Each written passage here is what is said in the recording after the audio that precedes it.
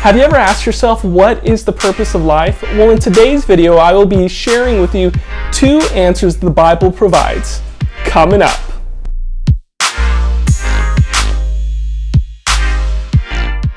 Hey everyone, my name is Eric Manjarrez. I'm a Bible teacher, executive pastor, and a Master of Divinity student.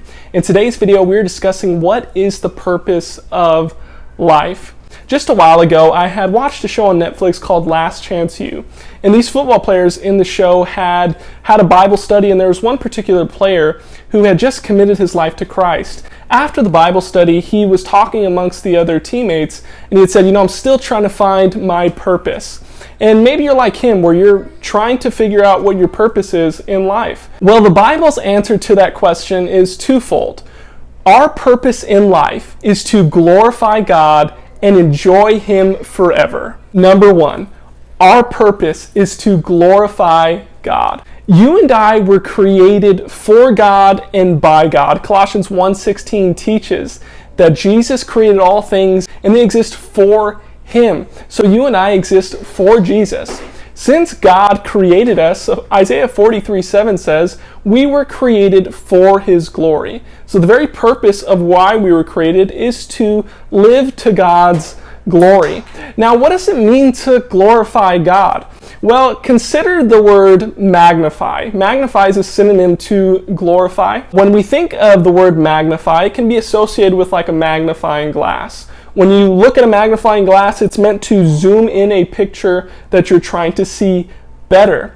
And glorifying God is like that. Since we're created in God's image, we're meant to reflect Him to the rest of the world. What that means is that we are meant to show everyone the greatness of God by the way that we live, in giving Him worship and giving Him praise that He deserves. So when we glorify God, we live our lives to make Him look like the amazing God that He is. On a practical level, Ecclesiastes 12:13 teaches us glorifying God looks like fearing God and obeying His commands. Fearing God means that we were created to know God intimately and have a respect and honor for Him. And through that intimacy of knowing Him, we are to obey Him in loving our neighbor as ourself. Number 2, your purpose is to enjoy God forever. God created you to be in relationship with Him, but because of sin, it brought about separation. But through repentance and faith in Jesus Christ, He brings about reconciliation between you and God. You were created to be in relationship with Him and live in a joyful relationship where you know Him, He knows you, you love Him, and He loves you with an infinite love. Psalm 16 teaches that in the presence of God is the fullness of joy. When you are in right relationship with God, you experience the joy that you were created for. Many times we try to find our purpose in different avenues outside of our relationship with God. Until we realize that we were created by God and for God, all those pursuits will never leave us fully satisfied.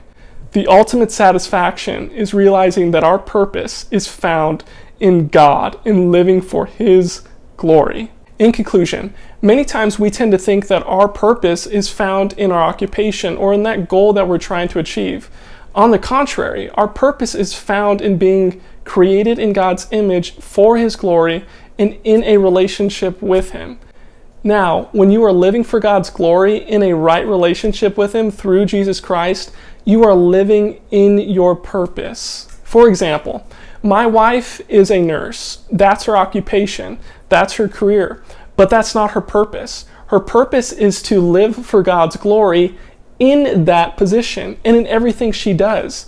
As it is with you, your purpose is to live for God's glory and enjoy your relationship with Him forever. Question of the day. What are you passionate about, and how can you use that to glorify God? Now, if you found this video helpful, go ahead and hit the like button and subscribe, and I'll see you next time.